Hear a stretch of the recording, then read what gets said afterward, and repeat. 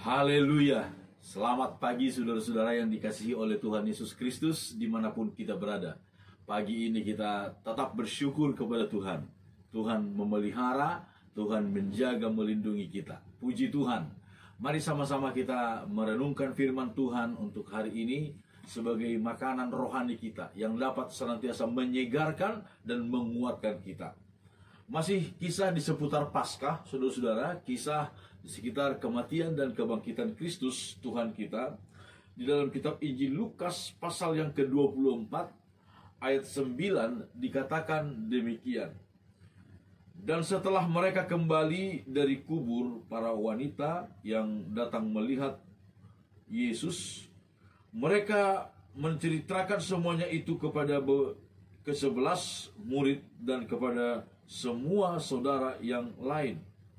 Perempuan-perempuan itu ialah Maria dari Magdala dan Yohana dan Maria ibu Yakobus dan perempuan-perempuan lain yang juga ada bersama-sama dengan mereka memberitahukannya kepada rasul-rasul. Tetapi bagi mereka perkataan-perkataan itu seakan-akan omong kosong dan mereka tidak percaya kepada perempuan-perempuan itu. Sungguh pun demikian, Petrus bangun, lalu cepat-cepat pergi ke kubur itu. Ketika ia menjenguk ke dalam, ia melihat hanya kain kafan saja. Lalu ia pergi dan ia bertanya dalam hatinya, apa yang kiranya telah terjadi. Saudara-saudara, ini adalah kisah pada hari pertama Yesus bangkit dari antara orang mati. Ketika wanita-wanita yang tadinya berniat untuk membawa rempah-rempah, merempah-rempahi mayat Yesus, jenazah Yesus, tetapi mereka begitu dikejutkan dengan pernyataan dari seorang malaikat bahwa Yesus telah bangkit, Yesus telah hidup kembali seperti yang telah dia sampaikan sebelumnya. Wanita-wanita ini menyampaikan itu kepada para muridnya, murid yang terutama, yang tadinya 12, Yudas telah meninggal dunia, dia menggantung diri, tetapi kemudian tinggal 11 itu. Mereka dikatakan oleh Alkitab tidak percaya. Mereka anggap semua perkataan dari wanita ini seperti sebuah omong kosong. Saudara-saudara, jangan sampai ketakutan, kegelisahan, kesedihan membuat kita menjadi tidak percaya kepada Tuhan. Untungnya kita melihat di sini Petrus, walaupun awalnya dia tidak percaya kepada perkataan wanita-wanita itu, firman Tuhan berkata dia pergi ke kubur. Cepat-cepat dia pergi untuk melihat apakah benar seperti yang dikatakan oleh wanita ini atau bukan.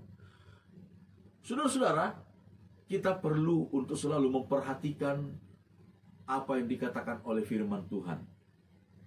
Jangan kita termakan oleh berita-berita hoax. Kita perlu untuk memperhatikan apakah berita itu benar atau tidak. Kita perlu untuk menyelidiki dengan seksama apakah berita itu benar atau tidak. Tetapi juga terlebih kepada firman Tuhan. Jangan sampai membuat kita tidak percaya kepada firman Tuhan. Karena persoalan yang ada, karena ketakutan, karena kesedihan yang ada. Akhirnya kita tidak percaya kepada firman Tuhan. Di dalam kitab Kisah Para Rasul, saudara-saudara, disebutkan demikian. Kisah Para Rasul pasal yang ke-17.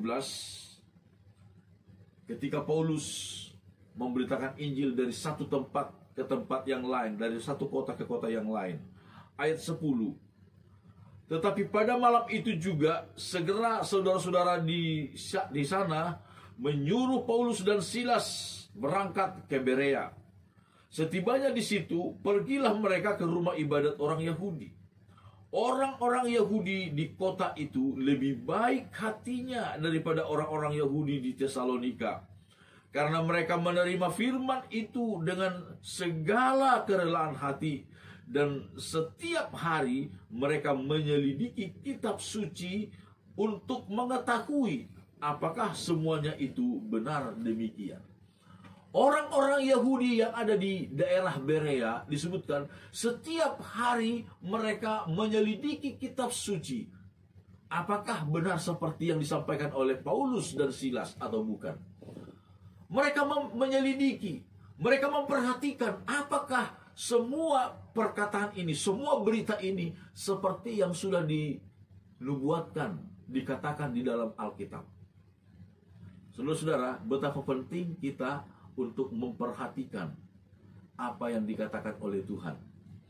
Betapa penting kita untuk menyelidiki satu peristiwa, apakah itu sungguh-sungguh benar terjadi atau tidak.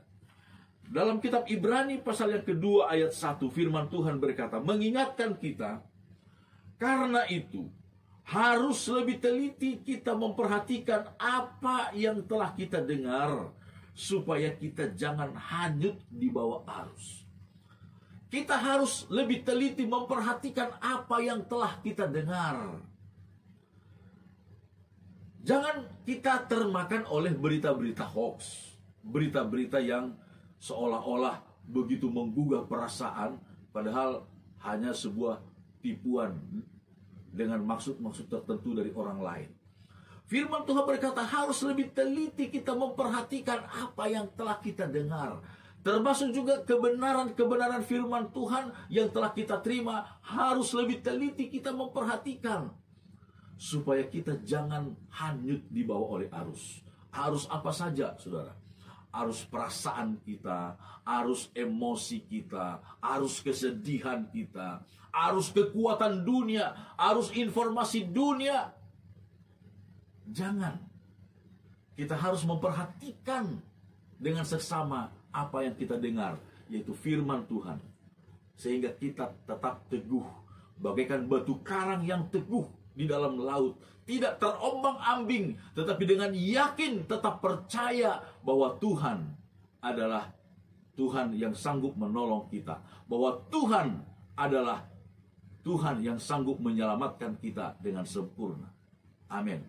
Tuhan memberkati kita semuanya.